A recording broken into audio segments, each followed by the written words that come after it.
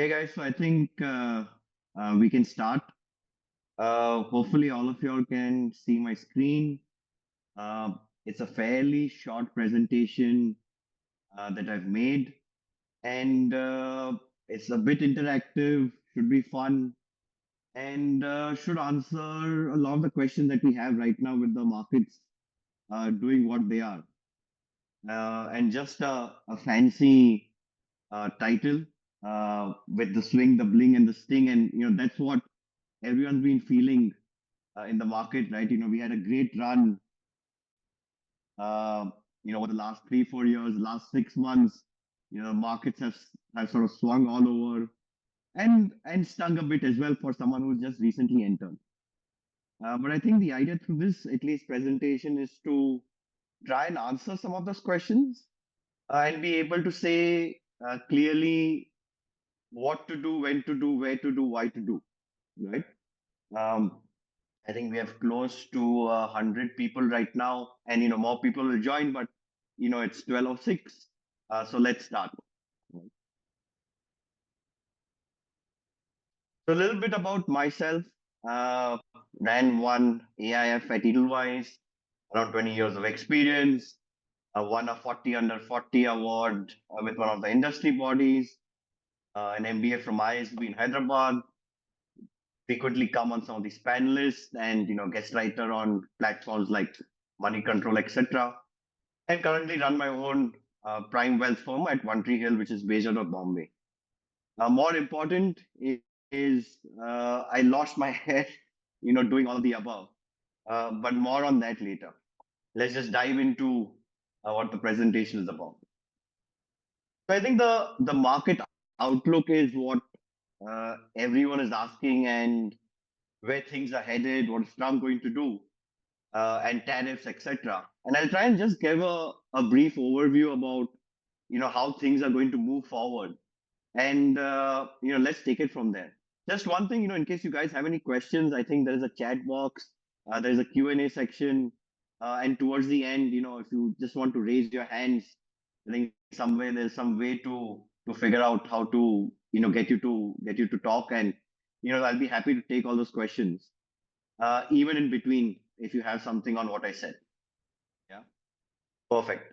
So let's start with oil, and I think oil is probably the one of the biggest drivers of the world, right? There has been, um, I think I've got a message which says I've disabled chat.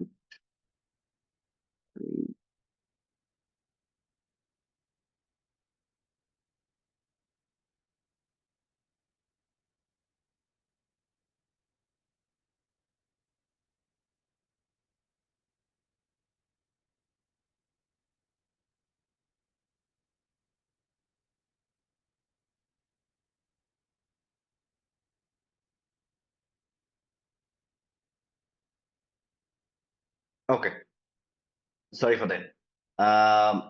Yeah, so oil has been, is back to 2021 levels, which is 4 years back, and I think that's definitely contributed to lowering of inflation. It's definitely increased production between the U.S., the Middle East, and across the world has seen these levels, I think, now stabilize. Obviously, alternative energy, not only in India, in Europe, and the US has picked up speed. India is more or less on target for its 2030 goals, and close to 15-20%. At least that's the objective, to be able to generate that energy from solar, wind, and other sort of sources which are there. And I think that gives more stability to the production of energy more than anything else. And everything which is there on this slide is sort of related to each other. So oil plays a part on inflation, inflation plays a part on interest rates, interest rate plays a part on growth, growth plays a part on tariffs, and tariffs and geopolitical wars, right? But growth is something which is very important. And in India, I'm not sure how many people know this, but India is definitely currently one of the fastest growing or the fastest growing um, countries in the world. Uh, I think the next 10, 15 years, at least from my perspective, I see tremendous amount of opportunities across landscapes. However, I think there are a few missteps, a few hurdles that we definitely need to cross. The recent, PLI scheme, which was launched with much fanfare, actually only deployed to 20-25% of what was supposed to be done, and they've actually closed it. This was in sort of response to, hey, can we get our production and try and catch up to China? And some of that has not happened. But I think they definitely have to try and throw stones around it to be able to get there and at least catch up to a good degree to where China is. On the war front, I think the rhetoric has come down significantly, right?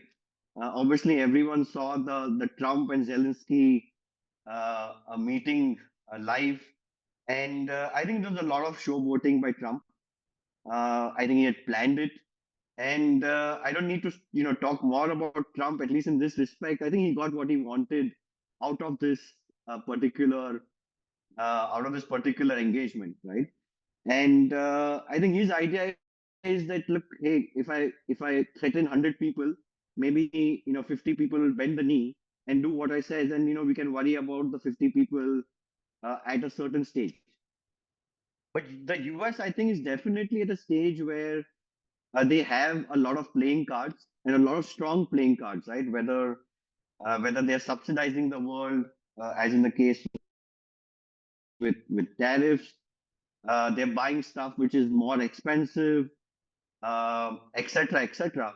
I think it's important that wars do come down, whether it's the Israel-Gaza war or the Israel-Palestine war, the Ukraine-Russia war. I think it's definitely on a slope which is coming down.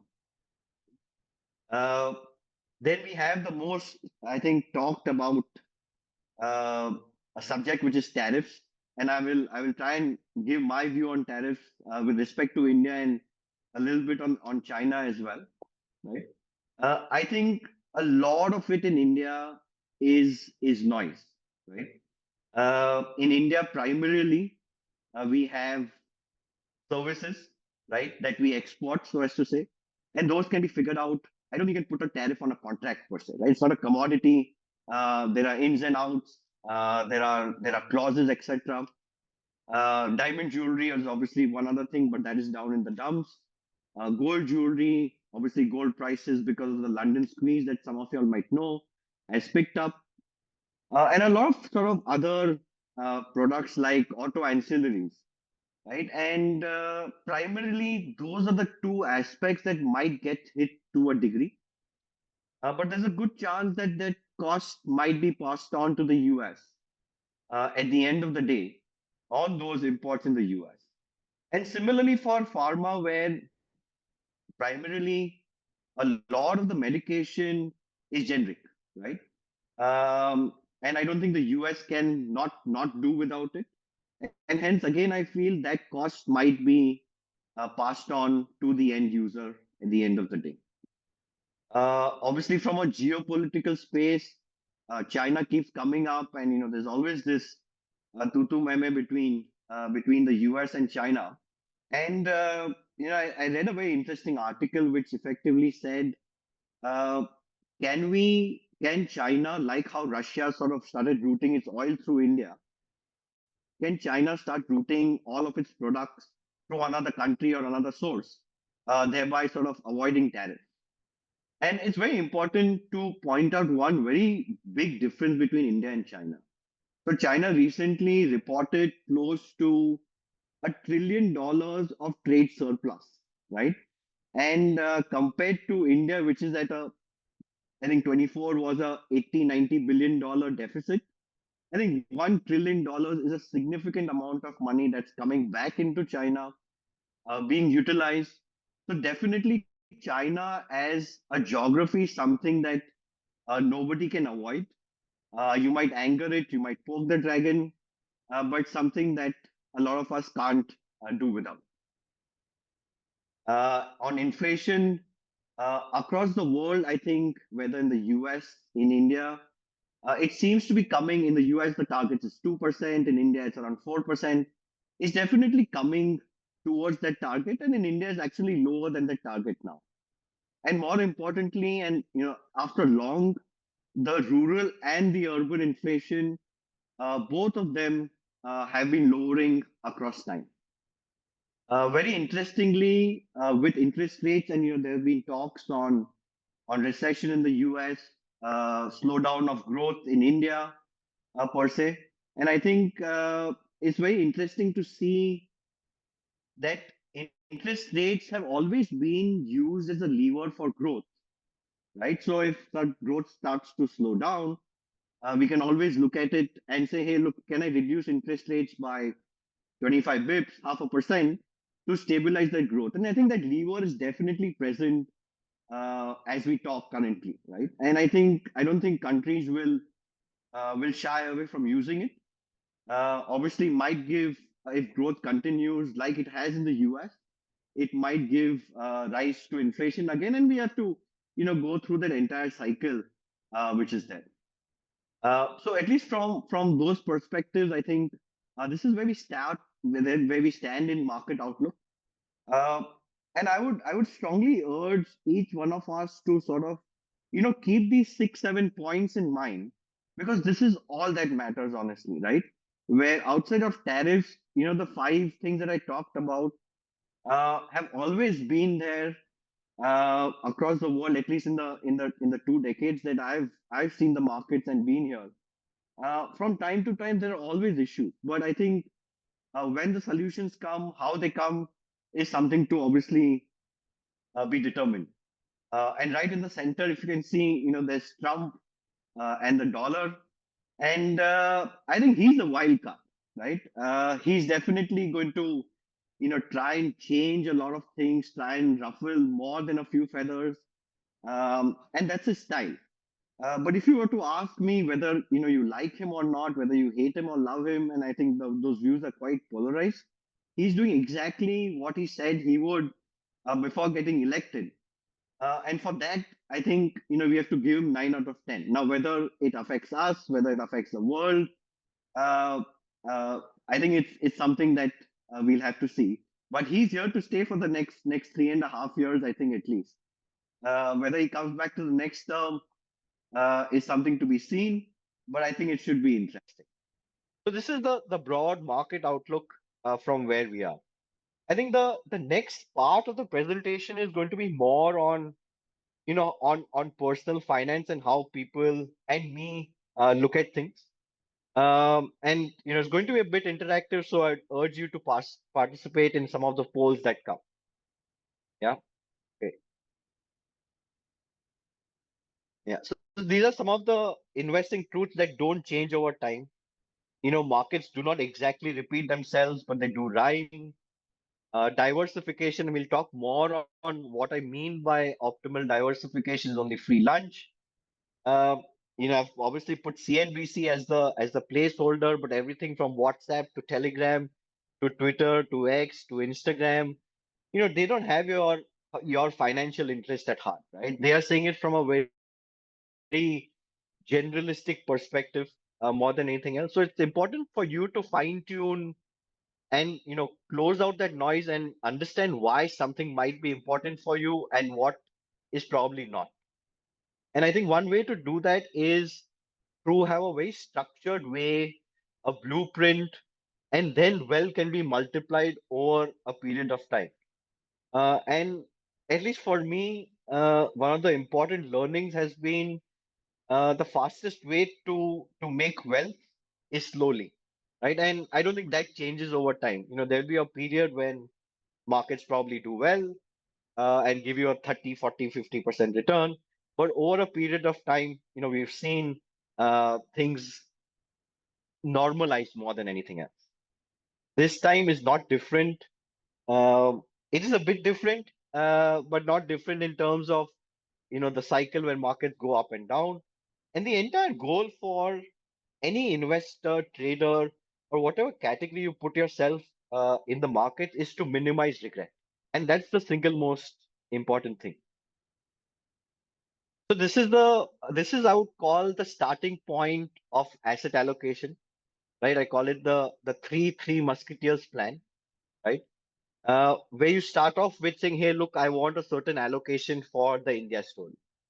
I want a certain allocation between risk and fixed income. And risk, you could obviously go to commodities, equity, real estate, crypto, etc., and that list is sort of endless. And then once you have that allocation, you go towards a sort of fund selection and say, hey, look, I think this guy is a good fund manager. I buy into his philosophy. I like his growth strategy or value strategy or momentum strategy, etc. Right? Uh, Broadly, you divide your money also into three parts. One, which is safety, which is gives you the comfort that hey, look, I always have X amount of money in the bank or an arbitrage fund which I can dip into at any point in time. There's always some amount of money which is going to contribute towards my retirement, which is risk. And then you have some money which is what I would call as adventure capital, right? Which is greed, where we want to listen to everybody. Maybe it doesn't have the most sense to a buy, but the idea is I want that participation, I want that dopamine fix. I want to be able to say, hey, look, I bought Suzlon at $5, today it's 20, even though the amount might be, a significantly small portion of your overall portfolio. Right? And the last 3 points, which is, I think expectations of returns got a bit skewed in the last 3, 4 months. It's always been, if you see across history, it's always been 5 to 10% over the repo rate that is prevalent at any point in any country, more or less, right? In India, assuming our repo rate is going to be somewhere between 4 to 5, that would put us somewhere at an index of around 10 to 12%, right? So it's very important to match your expectations to reality over a period of time, and then make sure that you're not overbearing on your liquidity, right? It seems, or it had seemed before this fall over the last 6 months, that making money was fairly simple. You throw a dart at any stock and it would be up maybe 20, 30% in a week. And you're saying, hey, look, this is my life now. Right? Now it's down, difficult to get out of, liquidity has dried up. So it's very important to manage the liquidity basis, some of the goals that you might have, whether it's 6 months, 1 year, 3 years, 5 years, retirement, etc. So very, very simple sort of blueprint that should be made to start off with. And I think I'll be sharing this presentation with you all post this call, at least to everyone who's registered. Uh, so you all can go through this as well. Very simple. Just a few more points on asset allocation. I think we covered the first 2 points, but important to monitor progress and periodic reviews. I've seen a lot of clients where they have 30, 40 mutual funds, 50, 50, 50, 60 stocks. And they don't even, when I ask them, why have you bought this? What was the logic? I think, "Jay, look, someone might have told me. I honestly don't remember." And that's very important to figure out and say, hey, look, I know why I bought it.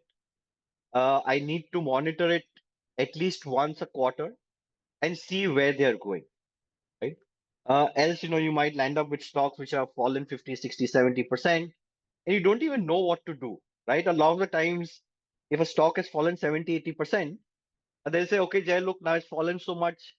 Why don't I, just let it be? And the correct probably answer is that, hey, look, can I sell that and buy something else, which I think might do better? Okay? Investing always should be looked at, unless it's your primary business, as a second income, right? Where we are able to put a certain amount of money at the end of 15, 20, 30 years, whenever our retirement is, and be able to say, hey, look, can I just put this in an FD?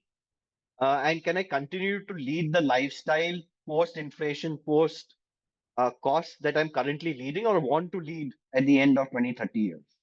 Right? Because at some point, our primary source of income will stop. Uh, and the importance of asset allocation, and we'll play a small game which has a poll. So let's go to that. So it's a simple game. Uh, you have one fair dice. You have scenario one. which has odds of 10,000 to 1, and you can bet 1% of net wealth, right? Scenario 2, which is odds of 10,000 to 1, right? And but you have to bet 100% of your net wealth, right? And sort of which one would you do? I think the answer uh, is fairly simple, right? Uh, Even though the odds in scenario 2 are 10 times of scenario 1, the idea is that we need to be able to be there to continuously play the market in a way that we don't get topped out completely. Because, let's say if I bet 100% of my net wealth on that dice and I lose, I'm completely outside of the next game. But if I continue to bet small with odds in my favor or more than the fair odds, there's a very good chance that I can actually land up making money and be able to say, hey, look, uh, can I make sure that I stay in the game? Can I make sure that I understand what is happening and be able to uh, continue that path to wealth creation, right? Now, a quick poll, if I can. Let me try and get that on. So it's I think you should be able to see it, uh, where the question is, what has been the small cap return in the last 5 years, given the fact that the last 6 months it has fallen 20%, right? And, okay, answers are coming in. We'll just wait another 10, 15 seconds.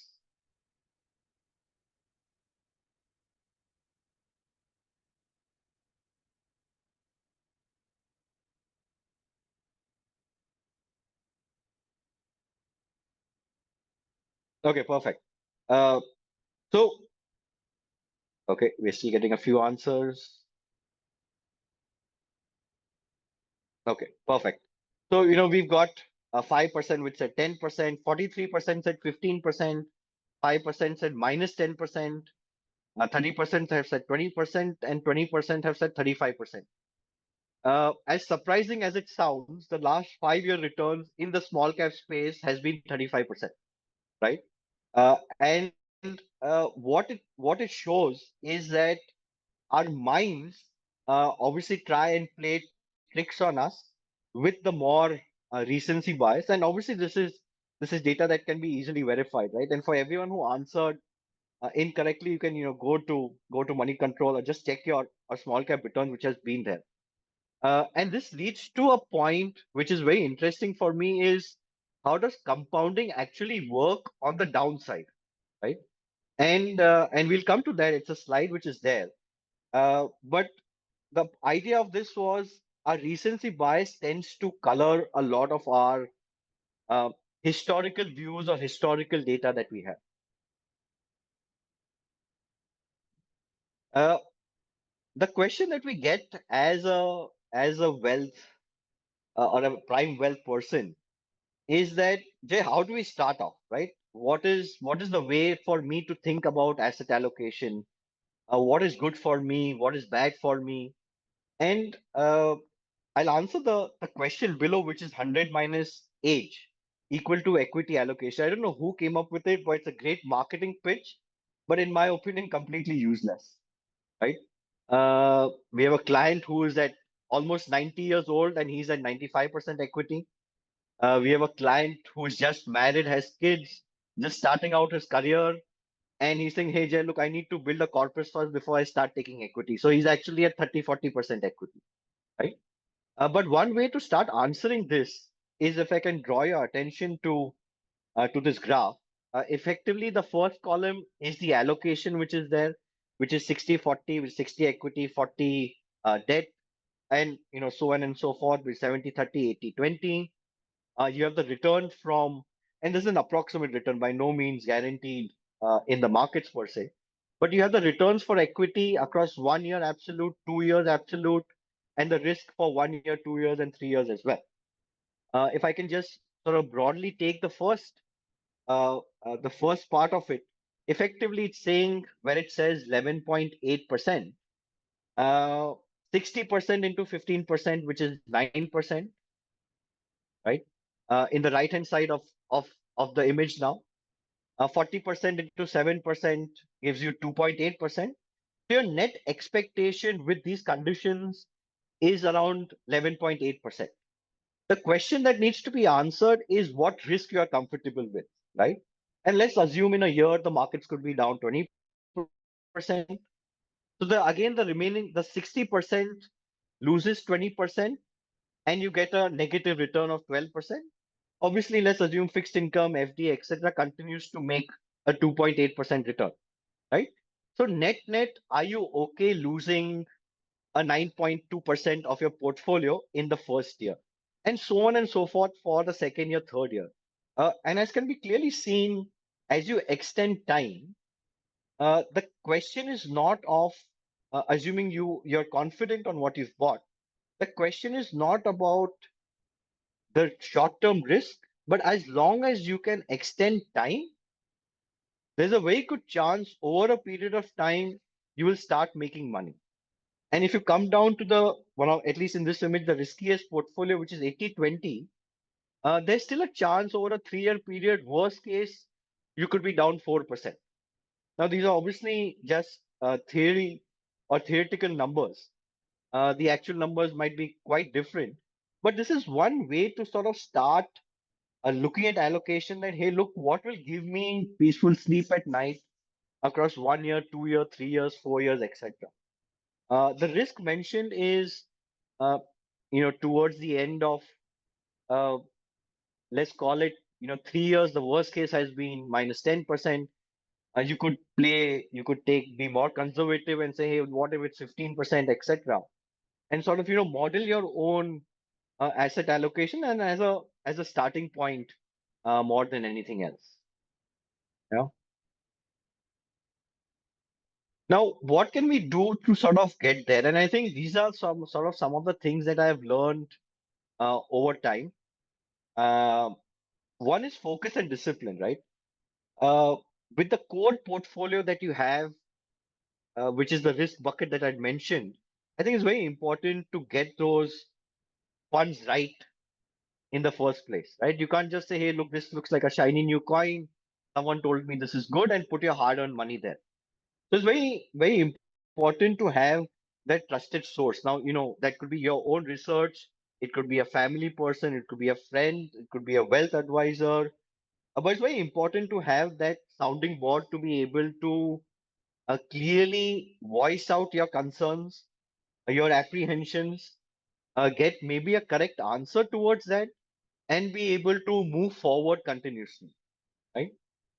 One of the mistakes that I've seen people who are able to take risks, doing well in their lives, etc., is invest in a post-tax sub-inflation investment, right?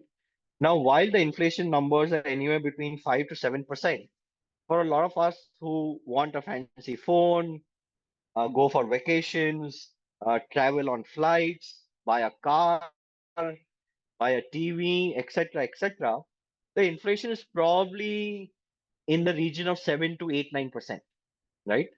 And a lot of investments which are peddled as debt or fixed income investments on a post-tax basis, a lot of the times fall below this number, right?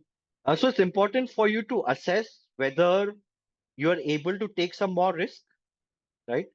It is important to assess whether, basis the previous table, you'll be able to get good sleep, and then make sure that you've optimized that as much as possible, right?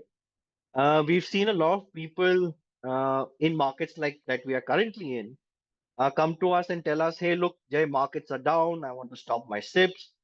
I'm not sure where the markets are going to go. I still think markets will fall down further.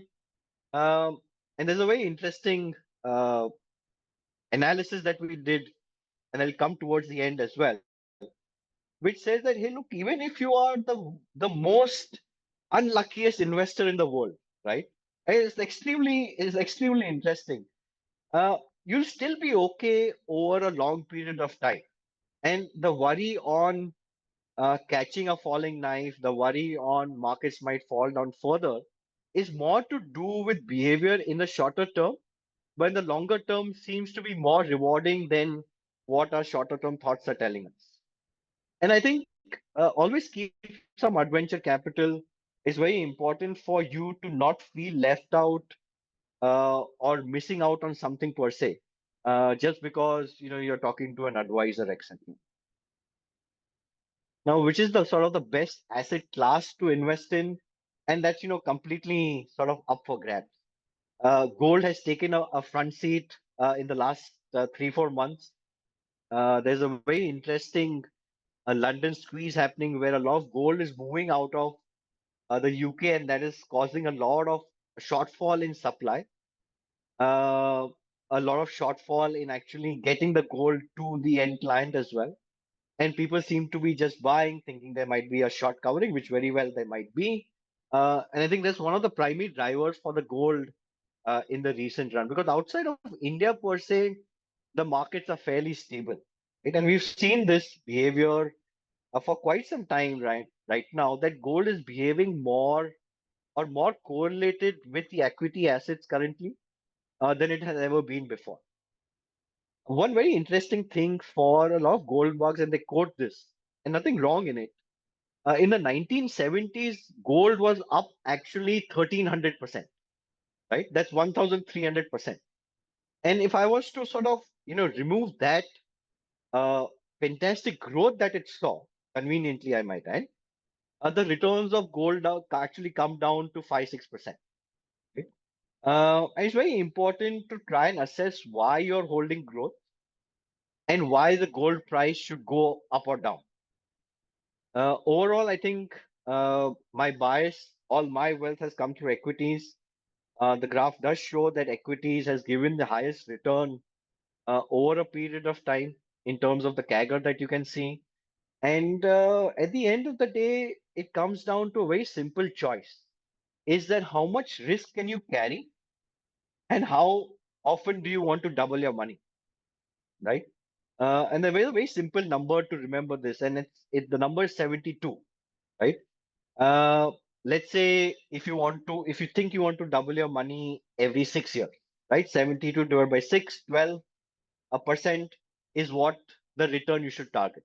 If you want to divide it, if you want to double your money every 5 years, right? 72 by 5, something around 14%. If you want to double your money every 3 years, it's 24%, right? Uh, and what do you want to actually target?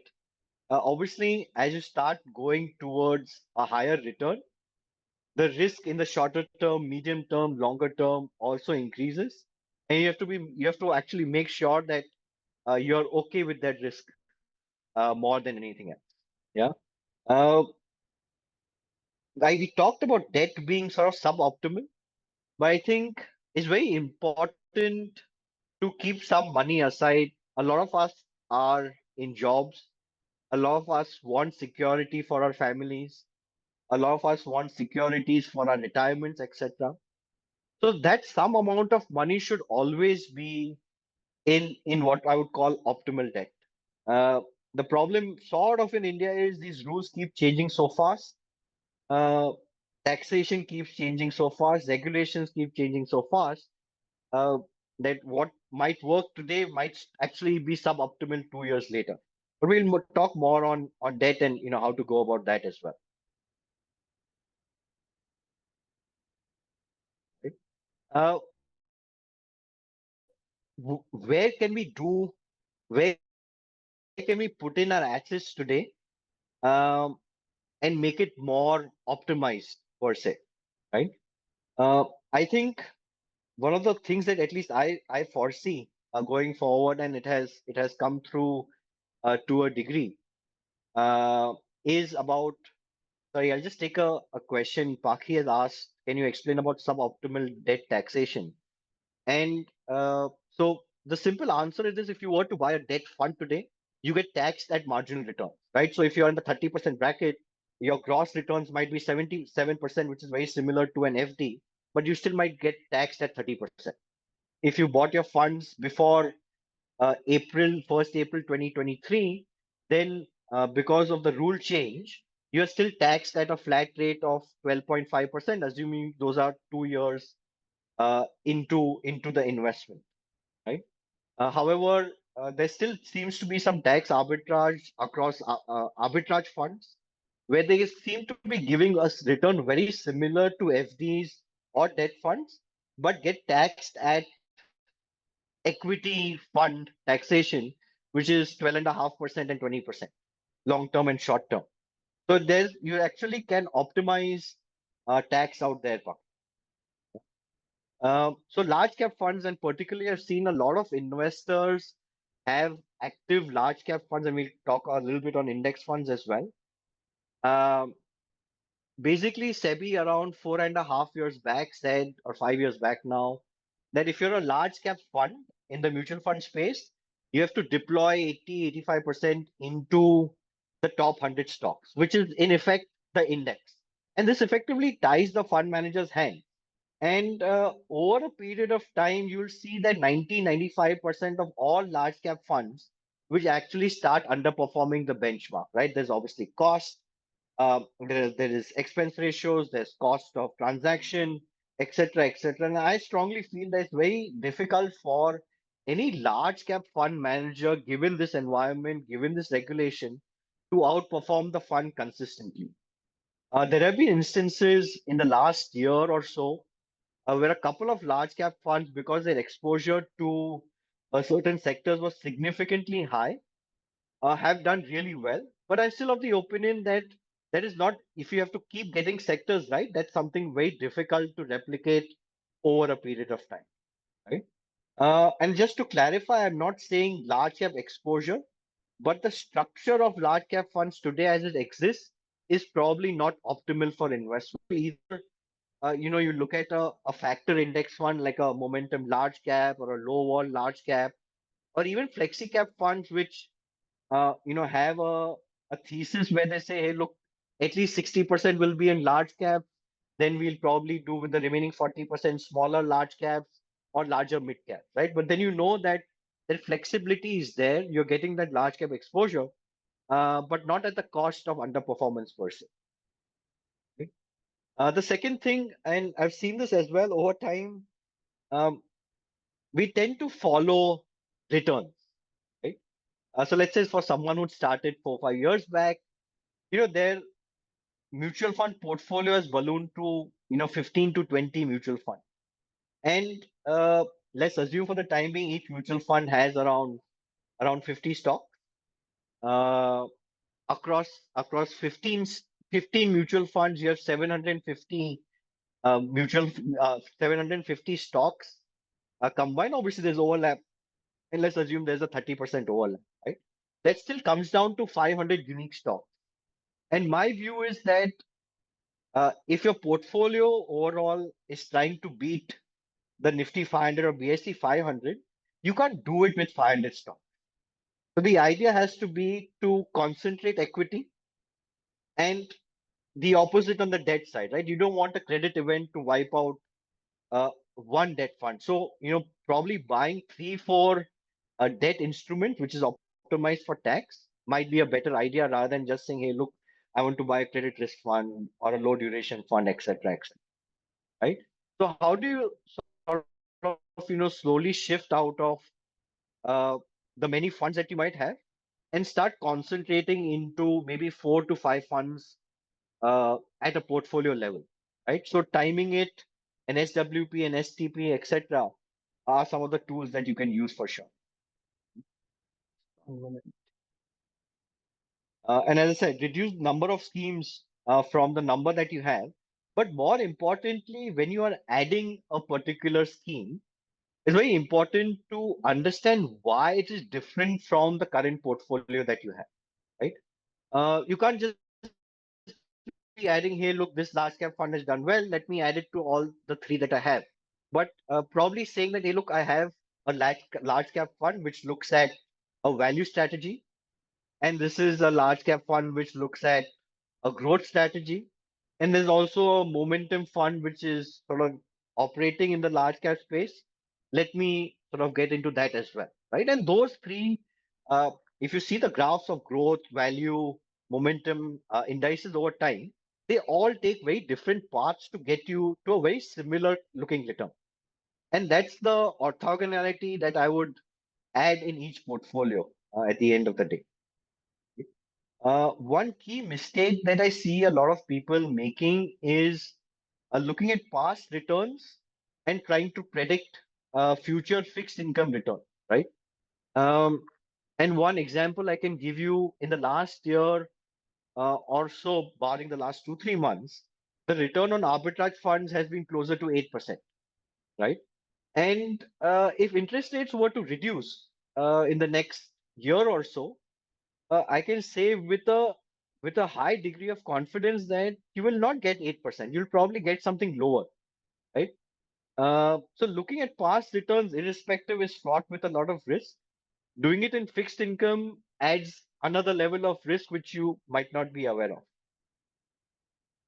of. Lastly, I think, and this is where comes from. I think given the fact that there is opportunity in India to a very good degree, it still makes sense to optimize and diversify across different geographies, right? If AI has taught us anything, the world is changing much faster than we would like. China is up one day, US is up the other day. I wouldn't be surprised if something comes up from Europe day after tomorrow, right? And the idea is to put certain of our sort of eggs in different baskets. Again, for the same reason that a China will behave very different from the US, which will behave very different from an India, but they'll probably all get you. Obviously, if you pick the funds and stocks correctly, probably get you to a very similar return over a longer period of time. So very critical to invest globally.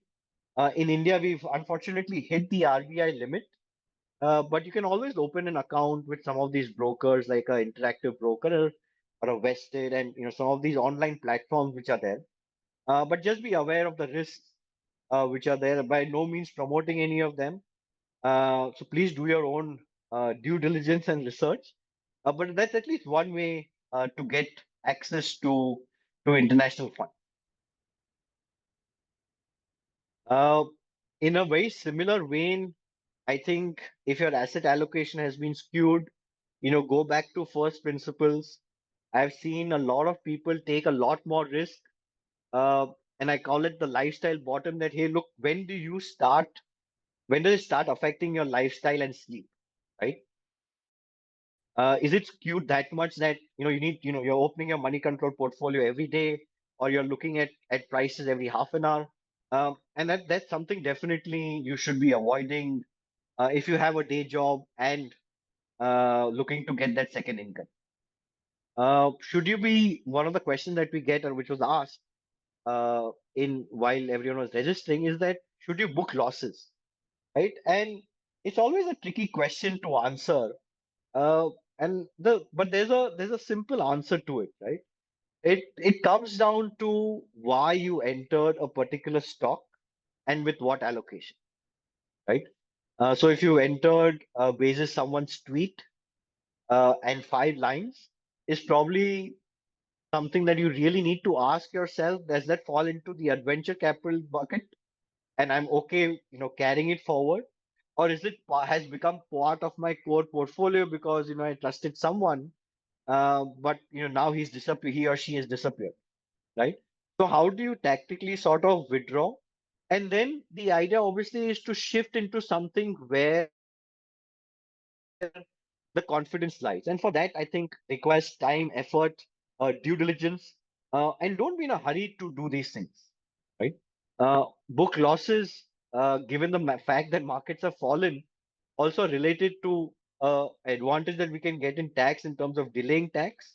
And we'll obviously talk about tax harvesting and tax saving towards the end of the presentation. Yeah.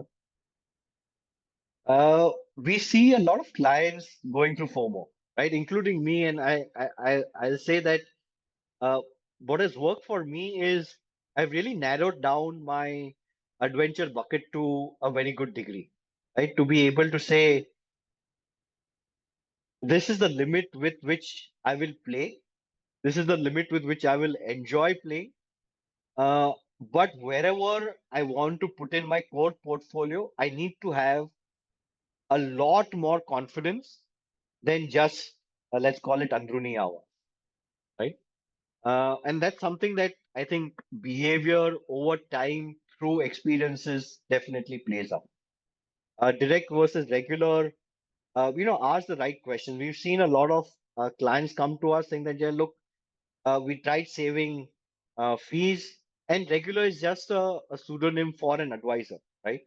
Because even if you're whether it's an MFD or an RIA or a friend, there is might be or MFD and RIA rather, and there'll always be some cost which will be higher than direct.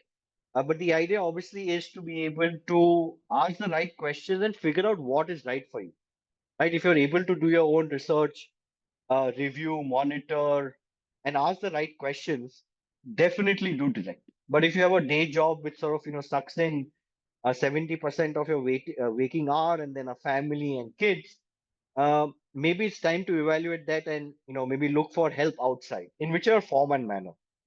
Right? I think SEBI is innovating.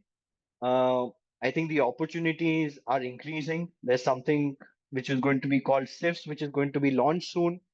I think throws up a door for a lot of different activities which are there. And we'll talk a little bit more on SIFs currently.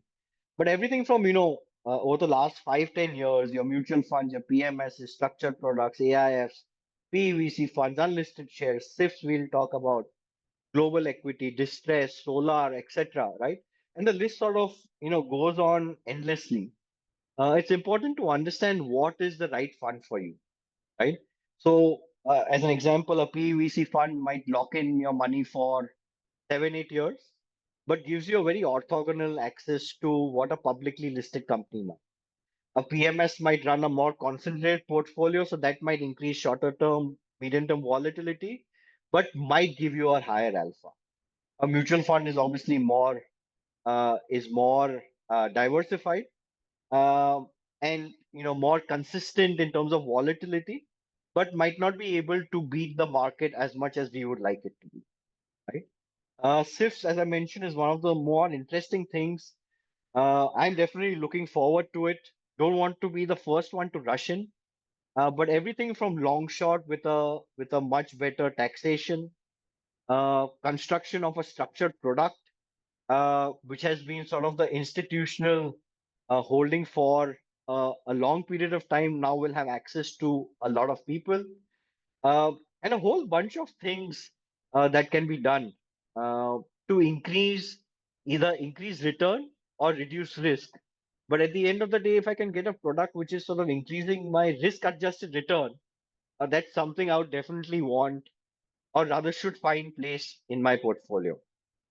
One important thing which I've seen also in portfolios is that your insurance or ULIPs, at least in my opinion, don't constitute a investment vehicle, right?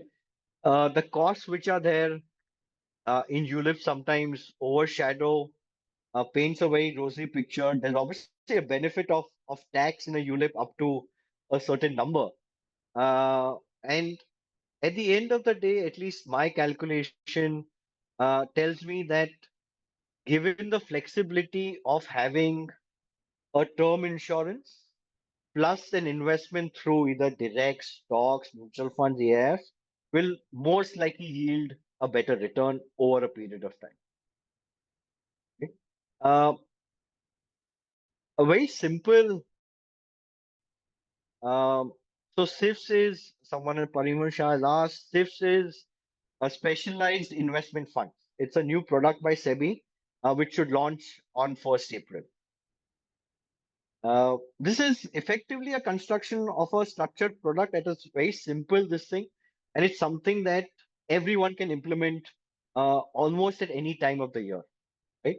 So if you were to buy a year-end at the money call option, I'm sorry, I don't have time to explain um, about call options, etc. But fairly simple, saying that I'm just buying an optionality to participate in the market, and that will cost me around 6 to 7%. I then buy a fixed income product with the 93% which is remaining, whether in ARB, debt, NCD, InvITs, etc. Uh, on expiry, which is year end, let's call it, let's assume the markets are down 50%, right? We've lost 7% from the call option, but we've made 6.5% from fixed income, the 93% that we put. So our net loss is at 0.5%, right? Let's assume the markets are up 15% on expiry or the year end. Because you have that at the money call option, you will get that entire 15% move minus 0.5%, right? So what this combination does effectively is tries to protect your downside, but gives you a good amount of participation on the upside, right? The beauty of something like this is that anytime between expiry, let's say 1 month into you constructing this product on your own, the markets fall and they fall significantly. Let's say if they fall by 13%, you can always remove money from your fixed income product and start buying a risky asset, right? Um, and very simply, at the end of the day, it's something that can be constructed by anyone. The biggest downside is tax, depending on different market moves. There might be a higher tax component, but outside of that, it's a very interesting tool that I've used personally from time to time, especially when volatility is less and building something is like this is much cheaper.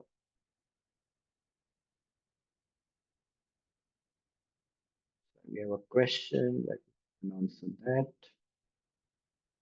Yeah, someone mentioned REITs also. The only problem with REITs, at least in my opinion, is uh, uh, it's not as related to debt as much as possible, right? So you obviously have a yield component to REITs, but the other component which is related to the assets can move all around the place, much like equity. So I won't personally consider REIT as even pseudo debt person, although sometimes it is marketed like that. Uh, there's a lot of queries that come up are Jai, look, why should we hire a wealth advisor, right? Or under what circumstances should we hire a wealth advisor? And the answer is uh, if you have the knowledge, time, bandwidth, and inclination to do it, you should always do it on your own, right? You don't need to hire any advisor, right? But more often than not, we've seen these portfolios undergoing a lot of churn. Seen these portfolios where, hey Jay, I got this hot tip from somebody, and you have to decide where you are on the information ladder. Your tax efficiency, if you're sort of doing your own stock portfolio, comes down compared to a mutual fund.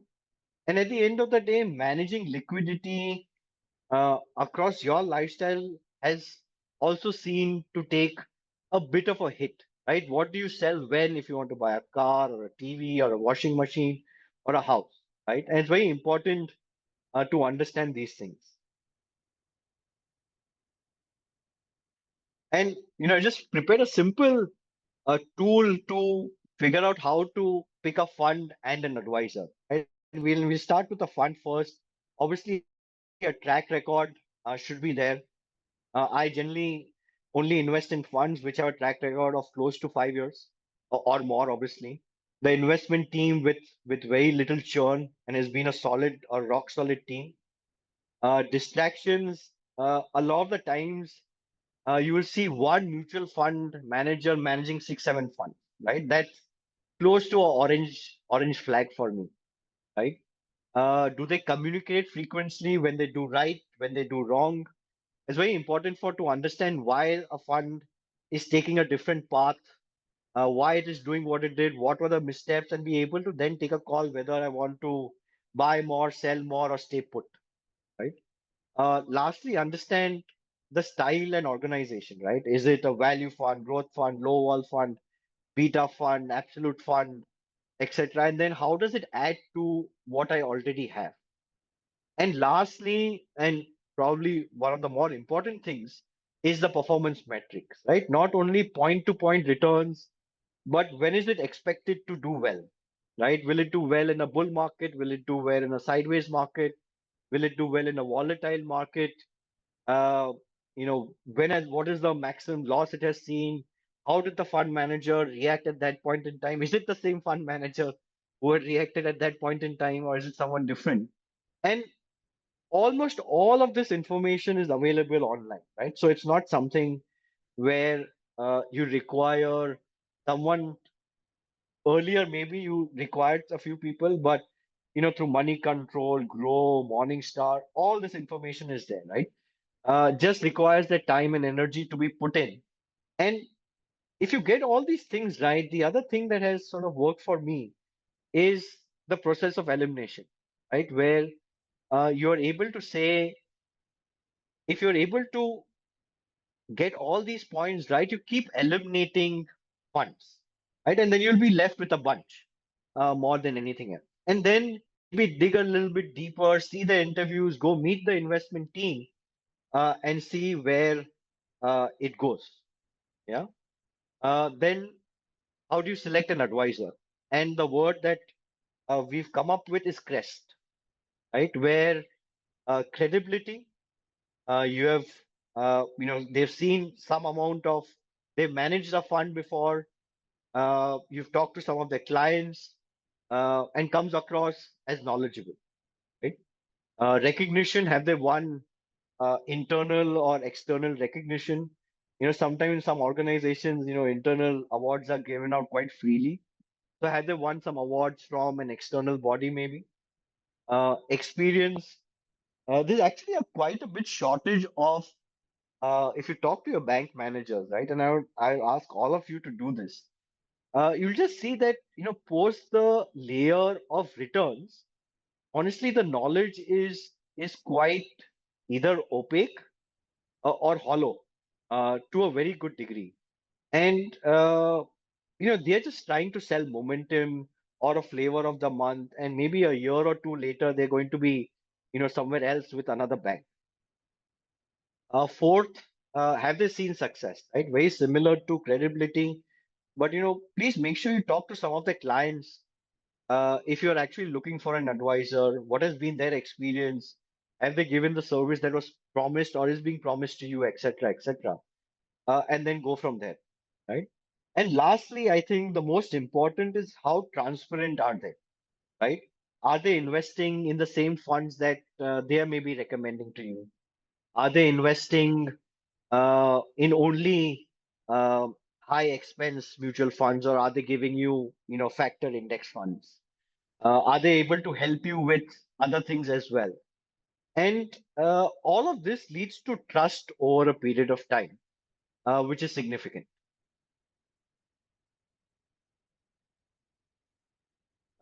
This is again more related to how things churn over time, at an individual level through advisors, etc. This is actually a graph from a report which I read uh, quite some time back, but still relevant today, right? And if you see that across the board, and this is related to the US, so might not be completely related to India, but I wouldn't be surprised if something similar holds. And even though I think the graph which shows that the S&P 500 has given a 8.2% return over 20 years, the average investor has just made 2%. This comes obviously as a shock to a lot of people, but the simple answer is a lot of us, including me sometimes, think we are smarter than the market, like to time the market, like to churn our portfolio, move from A to B to C to D to E. And over time, all those things actually eat up into or deviate us from very simple returns, more than anything else, right? Someone else raise their hands, I'll definitely come to you towards the end. But I think I'm running a bit short of time. So let me try and get to a few of the other important things as well. Yeah. So the idea is that, get when you get into something, please do your research. talk to the right people, whether it's the AMC, the fund manager, a trusted wealth advisor, whoever that might be, and then be able to sort of stick with that across a period of time, right? Obviously, some of the few red flags that are there. Um, if these guys are asking you to churn, coming up with new products every day, is something to definitely ask that, hey, look, you told me this, what's changed? Right? So the average investor is unfortunately not even being able to beat the S&P 500. And I have another very interesting poll. Uh, Most of you might have heard of Peter Lynch, and he's one of the most respected fund managers till date. Obviously, he no longer runs the Magellan Fund, but he gave close to a 29% return over the history that he managed. And the question that I have for you guys is that what is the return that his investors actually made, right? And it's a very interesting answer which has been well researched. And obviously you have some hint because of the graph behind. Uh, but the average investor, okay, answers are still coming in. Let's wait another maybe 10 seconds.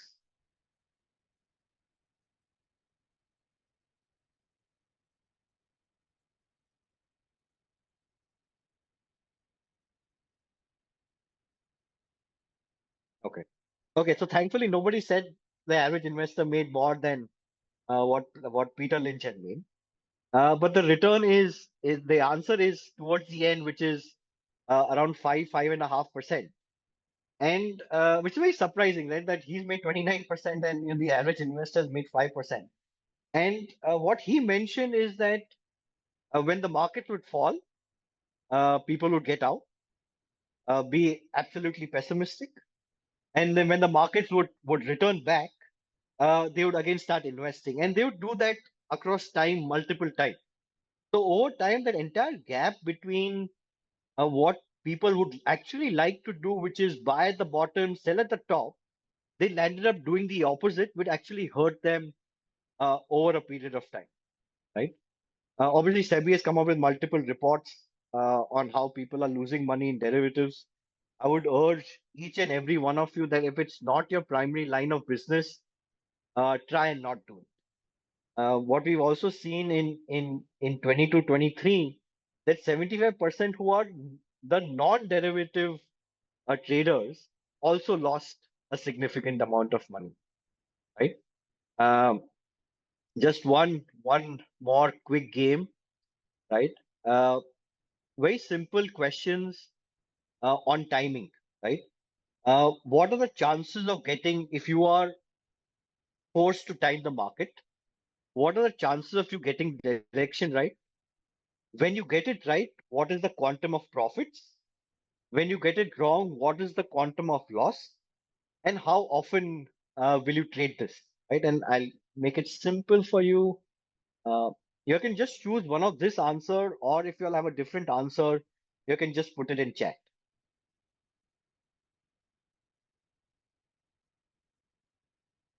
right? So I've launched the poll. Um,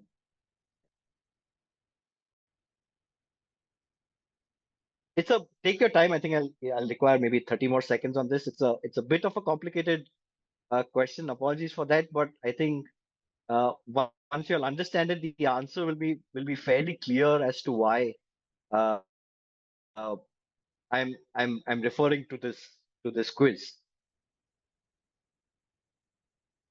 You just wait another maybe 20 seconds.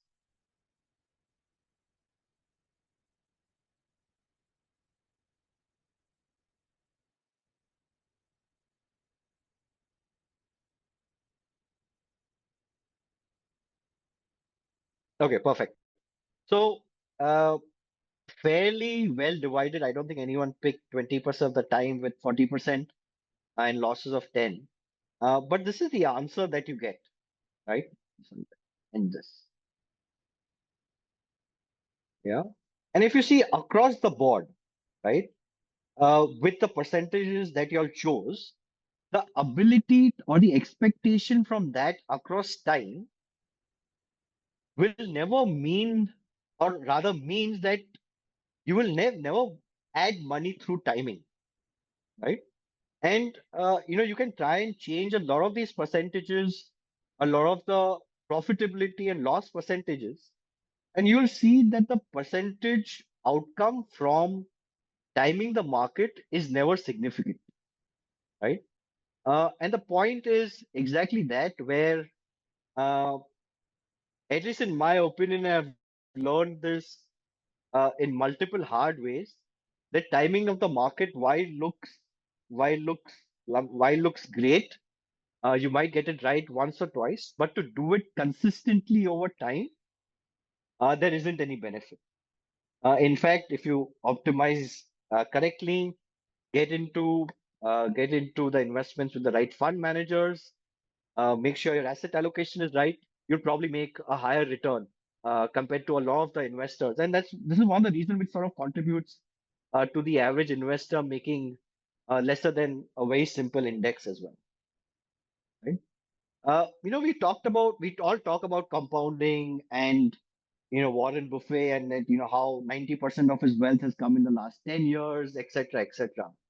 But I think one of the more important things is how does compounding, and apologies for the spelling on the slide, but how does compounding work on the downside, right? So let's take a case where uh, let's say you have an investment which is growing at 15% CAGR, right? Just for the time being. At every year from 1 year to 30 years, at the end of the year, immediately you will see a fall of 30% in the market, like immediately, right? Um, Absolute, obviously. And what this graph tells that after, if you see somewhere between 10 and 15, right, that the CAGR fall which is there, right, from 15% sort of slows down completely, right? So, and the actual number is in the 15th year, if you have been compounding for 15%, the 15% is not so important. But if there's a 30% fall, your CAGR becomes 14.3%, and which is actually very palatable. And this is a mathematical answer, right?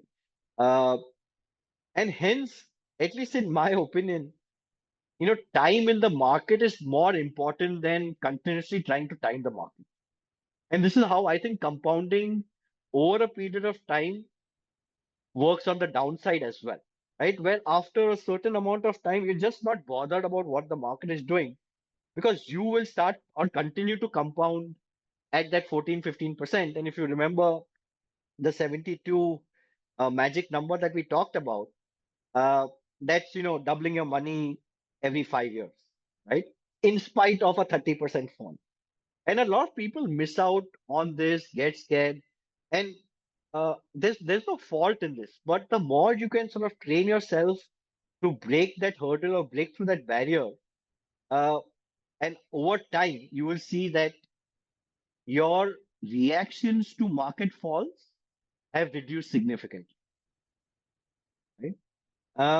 This is also related somewhat to the small cap question which I had asked, that even after the 30% fall over the last 5 years, or 20% fall, sorry, we are still at CAGRing at 35%. And it's got to do with this, that thing, it has compounded so significantly that a 30% fall still gives a significant CAGR.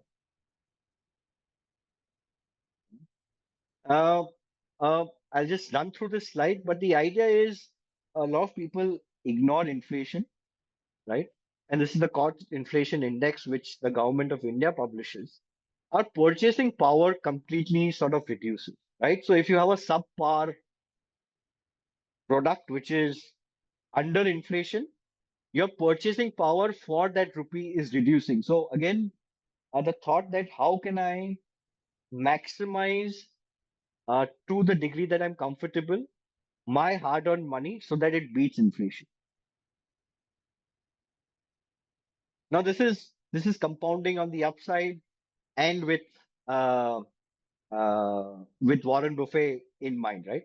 So let's say you were easily able to do something like this, which is invest 20 lakhs per year, right? And that increases 10% year on year. Let's call it a SIP for the time being. You have a long 25-year horizon, right? I can tell you this that the total investment comes to around 20 crores over 25 years, right?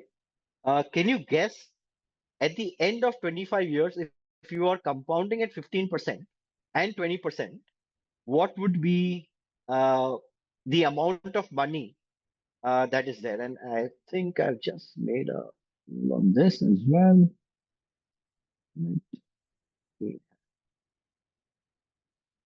Yeah,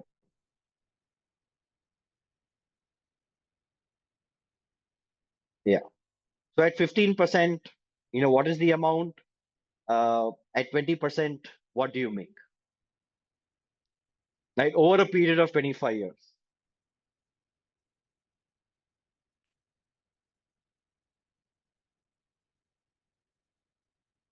Just wait another 15, 20 seconds.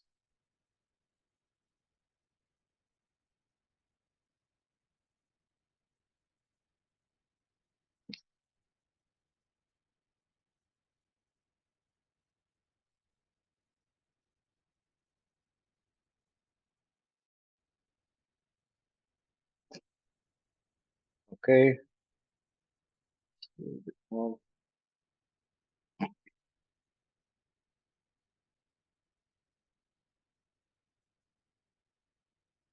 Okay. So most of y'all got it right, which is if you compound at 15%, it leads to 100 crores. If you compound at 20%, it leads to 200 crores, right? Uh, the point I wanted to make out here is that it is not linear, right? So by adding, going from 15% to 20%, you're actually doubling the amount of money that you would ideally make, right? And I've done this with a lot of clients that we talk to, and more than this poll is a bit different, but more than 70-80%. And before I put it in Excel and did the math as well, I would have not guessed this number, right? So it's very important to be able to think long term, do the math in Excel or at least in your mind, and see where your investments are headed. And is it something that will satisfy your need at that point in time? And I've mentioned use case before, and I have two use cases for this, right? So let's assume you are somewhere between 35 and 40 today, right? Apologies for someone who's older, apologies to someone who's younger, but let's assume for the time being that you're between 35 and 40, right? And you retire somewhere between 60 and 65. If you start doing this today, you will have 100 crores potentially if you are able to compound at 15%, right? And that's a significant number. Obviously, present value of money, etc., which comes down to 30-40 crores in today's terms, but that's still a significant amount of money, right? And I would urge everyone, whether the number is 20, it's 10, it's 30 or 40, the sooner you can start this, the better it is. And if you're 30, somewhere between 35 and 40, and also have children, right? Imagine giving them that amount of money, or you doing the investments in their name when they turn 30, right? Or 35, right? And I can tell you, I'm hoping my kid thanks me for it. I started on this journey for him around 3 years back. Still a long way to go. Hopefully, I can stay on track. But I'm hoping to at least get a thank you when he turns uh, uh, 30, 35, and say, hey, look, this started for you. And this is so either for retirement or for your children. I think it's something to look at for sure, right? Uh, Another quiz on compounding. This should be fairly simple to answer, but let's see what the this thing is, and what the result is. So you have a pond. There you start off with one lotus flower, which doubles in number every day, right? On the 15th day, it covered half the pond, right? The question is, by what day will the whole pond be covered? Let me get this back. Yeah.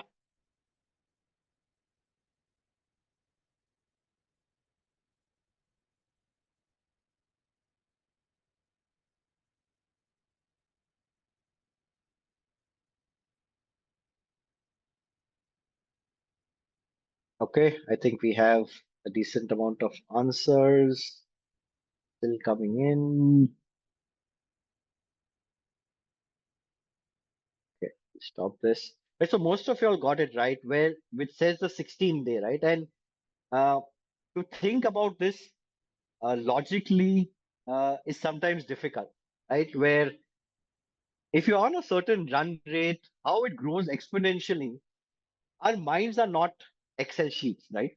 And it's very difficult to see this, and I have to bring myself down every time saying, "Hey, look, what is my 10-year plan? What is my 15-year plan? What is my 20-year plan?"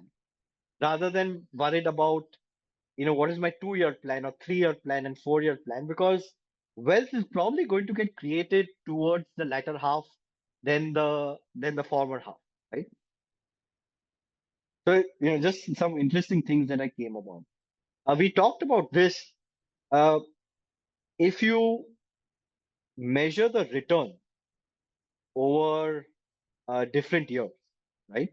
And you do a max min over a period of time, and this is on Nifty.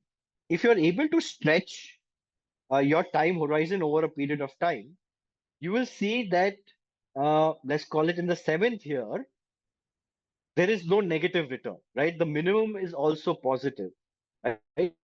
Whereas in a 1 year period, there has been a time where Nifty's lost close to 55%, right?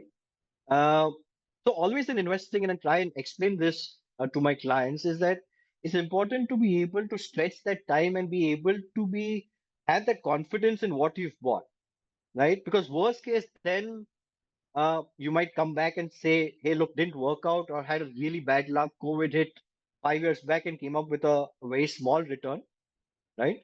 But the more you can stretch time, the better your chances of avoiding a real crackdown of your portfolio.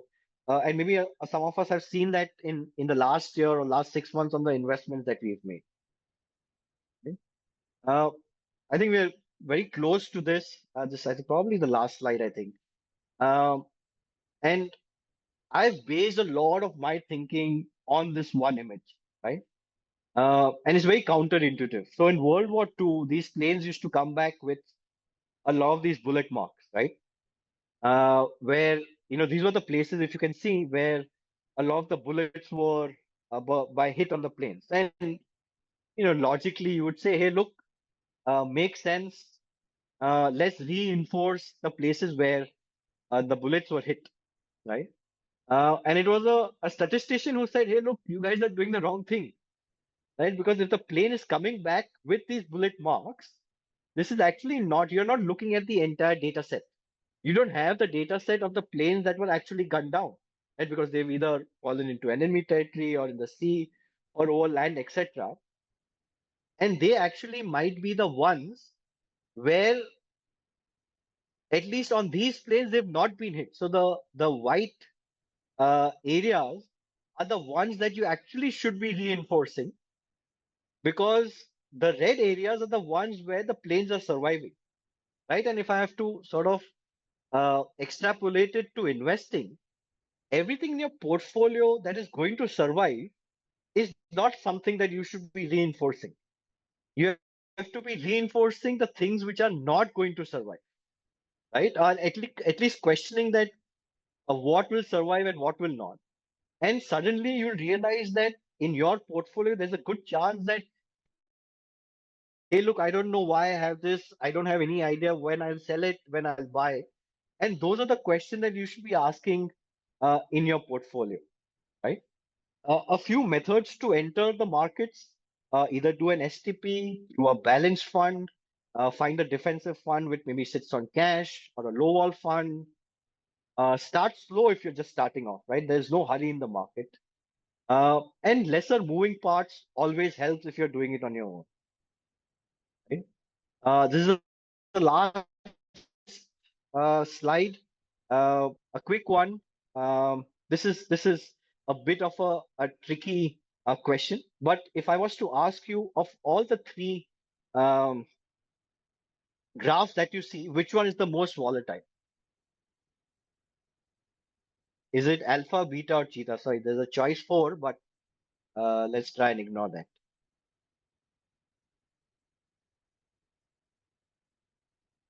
Which, at least psychologically or intuitively, do you think is more volatile for you?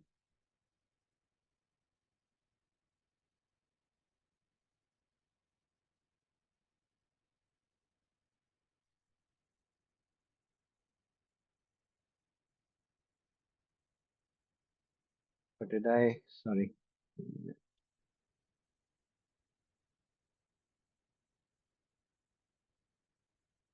Yeah, sorry. Here you go.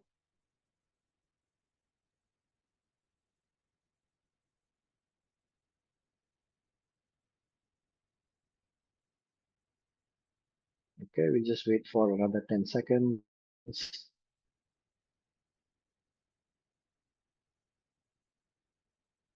Someone's picked choice four, so something else maybe. Okay, perfect. So, this was, as I said at the start, a trick question. From a mathematical standpoint, all the three instances have the exact same volatility, right? It's just occurring at different points in time. And a lot of the times we land up looking at graphs and saying, hey, this is volatile. It's actually more appealing to our emotional quotient rather than the actual number or what Excel might throw above, right? If you see, the starting and ending point is the same. So the journey of your investment has to really tune in with you. And effectively, that's what the poll said, that everyone is different, right? Uh, Cheetah probably looks a bit more or looks lesser volatile, but it's not, right? At least from mathematical point of view. So it's very important for you to be in tune with your journey. Okay? Lastly, and I know we are running out of time, but we did this very simple exercise, right? There's a guy called Dumesh Berarthi, right? And he's the unluckiest investor in the entire world, right? What he does is just before the markets are going to fall, he'll put in money, right? And I've taken the top 15 drawdowns in India on the Sensex right from 86. I've given what happened there, whether it's the dot-com crash, political instability, the GFC in 2008. He was an expert at just buying it before the markets fell, right? And he would do it consistently. But the only good thing about him is that he never sold a single rupee. Now, if he was to do this, uh, and between the time horizon, obviously, let's say between March 86 and May 89, 3 years passed. So every year, he would put in a lakh. For missed years, he would compensate that for the next year, right? So between March 86 and May 89, he put in 3,16,000, right? And so on and so forth. Now, over time, his IRR was still 12.7%. And the Sensex CAGR over this March 86 till date is 13.5%, right? So even if you are somewhat related to Dumesh Berarthi, if you have a longer term time horizon, I just want to say you'll be fine. Um, it's something that we need to control in terms of behavior. At the end of the day, uh, it's it's it's something that uh, we have to internalize, right? And in the same vein, an investment in a 15-year product yielding 20%, which you think will yield 20%, which is trading at a 20%, which seems very high today, will still yield a higher return of close to 23.5 after that 15 year, right? So if you're waiting for that fall, but have a long-term horizon, uh, if you're confident on your stock or your fund or the India story or the China story or the US story, wherever your risk lies, given the fact that markets have retreated, uh, I think it's a good time to start exploring some of these options, right? From a tax harvesting and savings point of view, you have your tax-free bonds, open an HUF. If you're a consultant, open a proprietorship. Gift to your parents. You have a capital gains relief, assuming your parents are falling under the taxable limit. You have a capital gains relief of close to 3 lakhs. Some of the startups that fall under the DPIT are exempt from capital gains. There are tax optimized mutual funds which sort of combine debt and equity, so you can avoid the marginal taxation on some of those debt investments. Obviously, it's become very famous where your market correction losses are there, where you can sell them and sort of offset them against your gains. One interesting thing that came up recently is Tridhan. Please look it up. Please talk to your CA. It's a one-time thing where you can declare, 500 grams of gold, which might just be lying. You might have not had the receipts or any payments, etc. Your Sukanya Samriddhi, your PF, your NPS, all of them are close to as tax-free as you can get. And obviously, corporate action stripping with provision. This has been tightened to a very good degree. You have to have held the stock 3 months before and need to hold it 9 months after the X date. But if you always have a stock and that has undergone it, definitely look to benefit from it. Uh, this is a last addition. How wrong can you go? And the spelling mistake is right because it's wrong, right? And the idea is uh, just buying a lot of mutual funds might not solve for your problem, right? If you see the minimums and maximums across large, mid, and small and flexi cap, they vary significantly, right? So I'm just going to pick one random. In a 5-year period in the small cap universe, the minimum has been 27% and the max has been 49%. Right? If you remember, the average or the CAGR was 35%. Right? So you really need to eliminate and make sure that you're betting on the right thing by doing your due diligence. Right? Uh, this is an extremely important topic close to my heart, and I urge everyone to do this. A friend who is a lawyer said this: if you don't prepare a will, you're preparing for a court case, right? So please make sure that you have a will listing out your life insurance and life insurance policies and other policies in DMAT form. Update your account statements with your nominees, whether it's a PF, bank, DMAT, etc. Make sure you're storing your email and bank account password somewhere. Who should your dependents get in touch with, whether lawyers, agents, advisors, that need to be sort of, built in. And obviously, one maybe a Google Drive which has all your personal documents in one place, so that's easy to find. And nominations we already mentioned, right? Very important to do this. Uh, this is probably, if I would ask you to take anything from this presentation, it would be this: that please correct all these things. And life is a bit short sometimes, and you never know where it leads. So please make sure that at least for your dependents, all these things are in place, right? This is a bunch of things which just summarizes all that we talked about in different ways. Uh, but if I have to summarize it, and the orange text sort of says it better, is that the true purpose of wealth and investing is the freedom to say no to what you don't love and yes to what excites you, and do it exactly when you choose you want to do it, right? And that freedom can only be bought with consistent investing, which is your second income. And I do wish you guys all the best. Hopefully, there were things that you could take away from this presentation. If there are some more questions that you would like to get answered, happy to take them right now. Wait, there was someone who had raised a hand as well. Hmm. Any questions, guys, or we can sort of close this.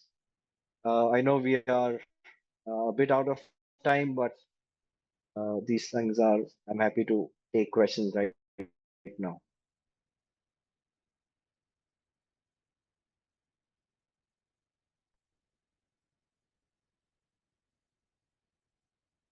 Okay, Gaurav is asking any recommendations on what should be the time horizon when looking at arbitrage funds. Gaurav, the answer is fairly simple. Two things that I look at in arbitrage funds is if you have access to the AMC, you can probably call them and ask them, hey, look, what is the range of returns till the end of the month or the outlook? And they'll be able to give you some range which is there. But given the fact that most arbitrage funds have an exit load for a month, I would definitely say to normalize returns anywhere between 3 to 6 months is a minimum range that you could look at. Vishal is asking about active and passive funds. Uh, this is a very hot topic, right, Vishal? In India, I think I'll break up passive funds and talk about index funds. Uh, if someone came and told you that, hey, look, there's a great strategy which doesn't look at technicals, doesn't look at statistics, doesn't look at fundamentals, but buy stocks on the one thing that everyone asks you to avoid, which is survivorship bias. Would you buy that stock? Vishal, if I don't know whether you can hear me or not, or you're still here, but would you buy that kind of fund, which doesn't look at technicals, fundamentals, or statistics, and just buy stocks on a survivorship bias? Um, no, right? And but that is what an index fund is if you think about it. A plain vanilla index fund, right? Where they're not looking at fundamentals. They're not saying, hey, look, TCS is going to grow at 15%, 10%, 30%. They're not saying, hey, TCS is above or below the 200 DMA. They're not saying TCS has done much better than Infosys or Warsaw. In fact, they're just saying TCS has done well in the past, and that is why you should buy, or that is why it should be there in the portfolio. So my bias in India is to ignore the plain vanilla index funds because you are in a nutshell you are actually guaranteed to underperform the market, right? Even though the expense ratios are lower, there's a big phenomena called tracking error, right? And that at least on the Nifty varies from anywhere between -1% to minus 0.5%. As you start moving between mid cap to small cap, in small cap it varies, or the average is closer to -3%, right? So really understand why or what is the strategy, or for lack of a better word, is an index fund actually a dumb strategy, right? I do buy the point that a lot of people find it difficult to beat the index. But if you start moving towards your research, you will see that outperformance over a long period of time is definitely possible. Yeah. Deep is asking, how do you decide when to exit good stocks? I'm saying, why would you want to exit good stocks, right? If a company is growing at what you expect it to grow, uh, if even though valuations might have run a bit ahead of what you think, um, over time you will see these cycles, right? But in my opinion, and I've reached a very simple metric for how I look at stocks, is there a great promoter who is there? Is the company doing well or expected to do well basis what they're investing in today? And then can I take a 10-15 year horizon? And is it possible to add a zero to the stock price over that period? Right? And if the answer of those three come up yes, then can I find those stocks which are growing at 30-40%? With good ROEs, with good promoters, which are available at decent prices. And that's what I want to invest in. Srinivas is asking risk profile of fixed income versus high dividend PSE stocks for a segment of the portfolio, right? So Srinivas, dividend as it is, while high gets charged at 30%, right? And um, I'm not a big fan of taxes. I don't think anyone is. Um, so dividend as a payout is tax inefficient. It doesn't help the company. Sure, you have your Coal India, etc., which gives out high dividend, and a few others. But it's not that they're giving it uh, out of a cost. In fact, I would like them to use that money to fund their different growths and maybe fund some other mines, etc. right? And this dividend concept in India has been continued for a long period of time. At one point, dividend was tax-free in the hand of investments or investors rather. But now, if it falls in the marginal taxation, I'm not sure how it's beneficial to anyone, right? In fact, we see a lot of mutual funds sometimes also have the dividend option, and I'm not sure why people continue with this, right? But something that everyone has to take a call. For my part, I think it's tax inefficient. Right? Deep is still asking, um, how do you plan your withdrawals if you're investing in stock? So one of the things I do end up doing for certain stocks is also, which have done well, is keep a trailing stop loss, right? I'm not sure what a trailing stop loss is, but as the price, uh, I don't know whether you know, but effectively, as the stock keeps going up, the stop loss also keeps going up. And at one point, it might turn, but after it's crossed the threshold where I think it's overvalued, I start keeping a trailing stop loss. And that's when I exit, saying that, hey, look, it was, at least in my opinion, it was maybe overvalued by 50%. From that level, if it falls, let's call it 20%, I'm happy getting out. Because I'm still making more than what I think is fair price over a period of time. Okay, we have one more question. Will crypto usually mirror gold prices? And Anshul, I honestly have no idea. I think I'm not a crypto expert for sure. I have some adventure capital in crypto, and that's all I can add. Um, I don't understand it to the degree I would like it to. Neither understand why gold does what it does. But I think this is probably a question, honestly, outside of my scope.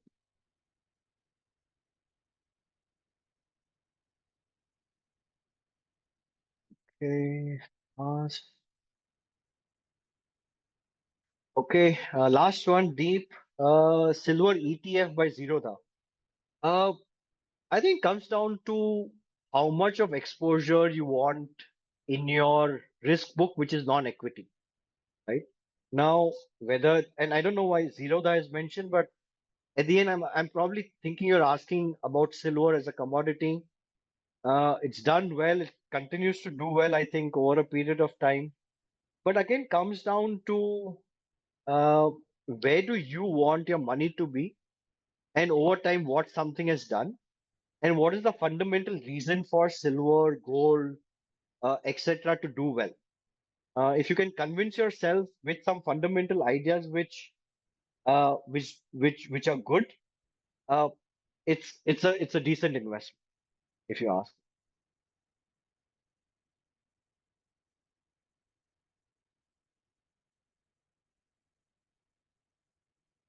Okay, guys, I think we'll probably close the call. Thank you so much for your time.